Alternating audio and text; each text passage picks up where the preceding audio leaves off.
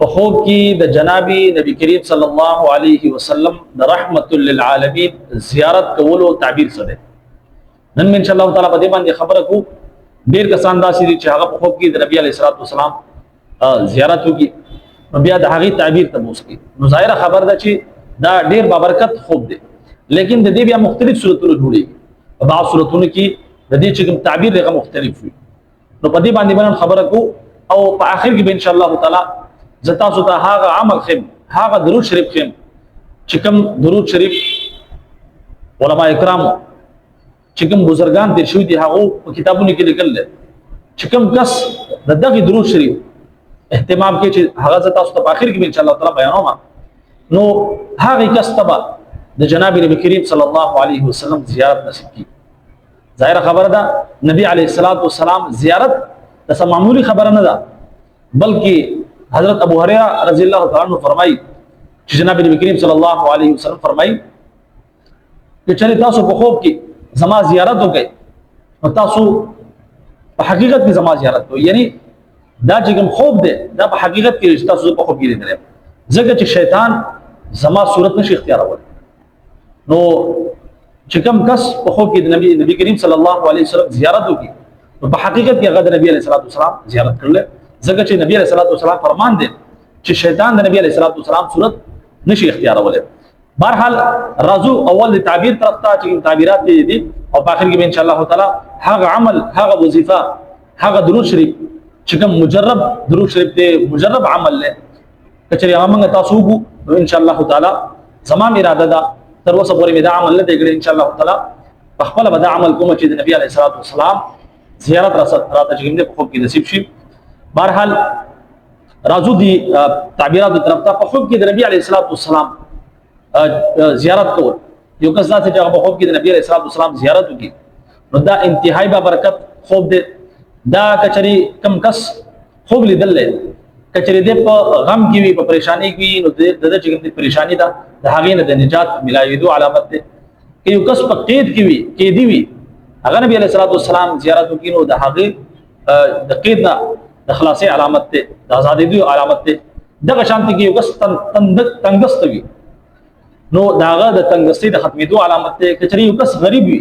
د هغه د غربت د خاتمې علامت دی. یعنی دا ډېر بابرکت خوب دی. دغه شانتي کې یو کس بیمار وي، په بیماری کې مبتلا وي نو هغه ته د بیماری نه چې کوم دی د نجات هم علامت دی. دغه شانتي نبی علیه الصلاه والسلام کې چې په خوب کې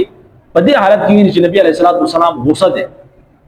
دا د دې علامت دی چې دا کوم کس خوب ویني د چې کوم حالت دی، د چې کوم ژوندۍ ده هغه د جناب نبی کریم صلی الله علیه وسلم د سنتو او دغه شانتي د دین نه د لریوالي علامت دی. یعنی دا خوب لیدو والا په دین کې سستی کې د دین نه لري دی، د نبی علیه الصلاه والسلام د سنت طریقو نه، د نبی علیه الصلاه والسلام د اتباع نه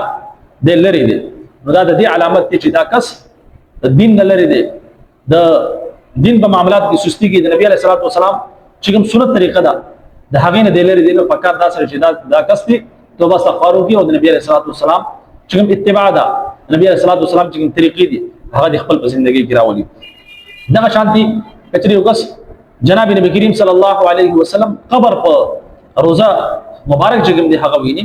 نو دا هم مبارک علامت خوب دی چې دا څه کس ته د حج یا د عمرې توفیق نصیب کیږي او د نبی علیه الصلاه والسلام چې کوم روزه ده هغه زیارت کوي. دغه شانتي کچري یو کس داسې وي چې نبی علیه الصلاه والسلام په خوب کې خوشاله وي، خوشاله دی، خاندي، نو دا هم بابرکت خوب دی. چې کوم کس خوب لیدو والا دی داغه په ژوندۍ کې خوشحالي راتلو والا دی، داغه په ژوندۍ کې خیر او برکت راتلو والا دی. دا د دل لپاره د خیر او برکت یو علامت دی. او د دې چې کوم حالت دی کچري مثال پر د بد حالت کې په تندرستۍ کې دی نو دا د هغې تندرستۍ کچري مقروضه دی، په قرض کې ډوب دی، او د هغې قرض نه د نجات هم علامت دی. دا یو بابرکت خوب دی او د دې هم علامت دی چې دا کس د نبی علیه الصلاه والسلام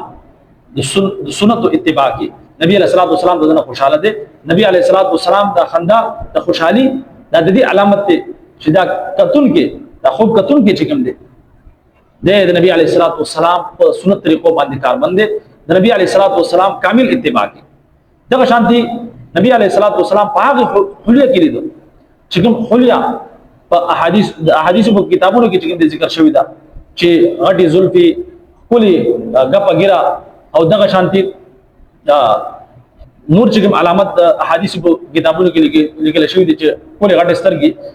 او نوراني چهره نو دا د دې علامت ته چې دا کم کس ته د نبی علیه الصلاۃ والسلام کامل اتباع کوي یعنی د نبی علیه الصلاۃ والسلام په داسې حالت کې لیدو چې نبی علیه الصلاۃ والسلام چې کوم حلیا په احادیث کې ذکر شوی دا نو دا د دې علامت ته چې کوم کس خوب یعنی نو د نبی علیه الصلاۃ والسلام کامل اتباع کوي یا کچري په خوب کې داسې نبی علیه الصلاۃ والسلام په داسې حالت کې ویني چې کوم حلیا په احادیث کې ذکر را کتابونو کې ذکر را د هغې نه خلاف د نبی علیه الصلاۃ والسلام حلیا ویني یعنی ګیرې نشي یا نور داسې په دغه حالت کې ویني دا د علامت ده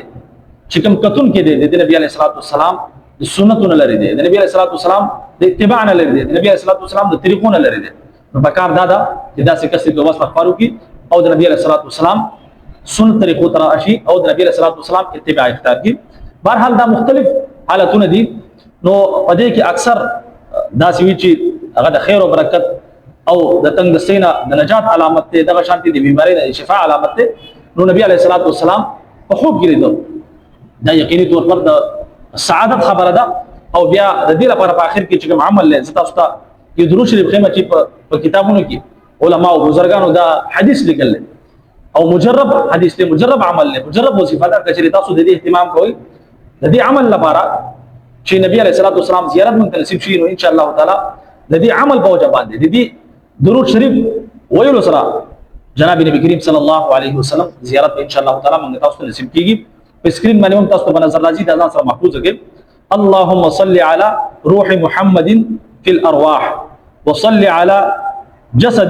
جسد محمد في الاجساد وصل على قبر محمد في القبور دا چې کوم درود شریف دی تاسو دې اهتمام کوئ په کثرت سره دا درود شریف وایي اللهم صل على روح محمد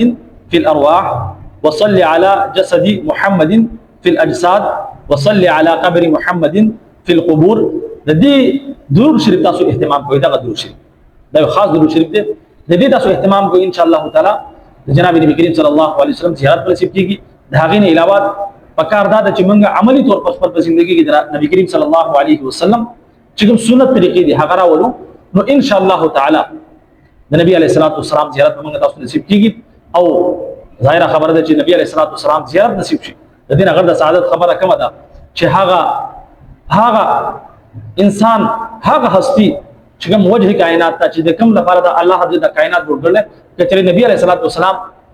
الله حضرت نه پیدا کوله نو الله حضرت د کائنات په پیدا کړل نو هغه وجه کائنات دی او بیا د قیامت پر ورځ باندې په دې دنیا کې زمونږ تاسو لپاره څومره جوړل دي د شپې په پاسې زمونږ تاسو لپاره به جوړو د شپې په پاسې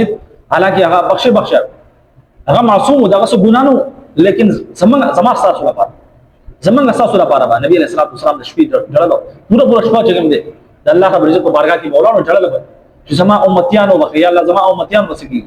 او د دې حدا پورې چې کله وفاتین د دنیا نه ته نو حضرت اسرائیل علیه السلام راغی اجازه دیو نو وی فرمایلو چې الله رب العزت ته اجازه درکړل چې چریته انتظار کوي پاتې کیږي نو پاتې شاو کچري راتلو غواړي ملاقات هغه مرزي ده نو په دغه ټیم کې حضرت جناب محمد رسول الله صلی الله علیه وسلم سو فرمایل چې زمانه بعد به زماده امت سکیږي نو په هغه وخت کې الله رب العزت وحی نازل کړ چې ستاسو امت سره به خیر عمل کو ستاسو امت به کوم دی به یو ځنه هلاکو ستاسو امت باندې زرام کو نن سبا کې پمنه تاسو کې څومره غلطیاں څومره ګناهونه موجود دي زمونږ په معاشره کې لیکن دا غینه باوجود الله حضرت پاک باندې نه صرف پردا چول بلکې د ډیر شي عذاباتونه الله حضرت موږ بچ کړو مخکنی امتونو کې یو ګناو الله حضرت پورا قوم تباہ او هغه ټول ګناونه په دې امت کې موجود دي لیکن دا غینه باوجود د محمد رسول الله صلی الله علیه وسلم په سفارش باندې موږ تاسو باندې عذاب نه راو او بیا د قیامت په ورځ باندې هم نبی علیه الصلاۃ والسلام د سفارش موږ تاسو محتاج د نبی علیه الصلاۃ والسلام د شفاعت محتاج دي او ځکه کوثر کې بیا موږ تاسو باندې بس کی دا په هغه صورت کې هغه امتیانو باندې بس کی چې کوم امتیان د نبی علیه الصلاۃ والسلام په سنت طریقو باندې کار باندې کوم امتیان چې جناب نبی کریم صلی الله علیه وسلم کامل اتباع کی نو ان شاء الله تعالی په دنیا کې هم کامیاب ژوندۍ او آخرت کې هم جناب نبی کریم صلی الله علیه وسلم سره کله ملاقات کیږي نبی علیہ الصلوۃ والسلام با تی خوشاله وي او کچره په دې دنیا کې نبی علیہ الصلوۃ والسلام د طریقو لري نبی علیہ الصلوۃ والسلام کامل اتباع نه کوي نبی علیہ الصلوۃ والسلام سنت طریقې پری دي شیطان بل روان دي نو دا سینه چې قیامت پر ورځ باندې بیا نبی علیہ الصلوۃ والسلام په حوض کوثر باندې مخ واړي نو بهرحال د دې عمل تاسو اهتمام وکړئ الله حضرت دعا ده چې الله حضرت منګ تاسو جناب نبی کریم صلی الله علیه وسلم سره د محبت کولو او د کامل اتباع کولو توفیق نصیب کی اجازت راکړي السلام علیکم ورحمۃ اللہ وبرکاتہ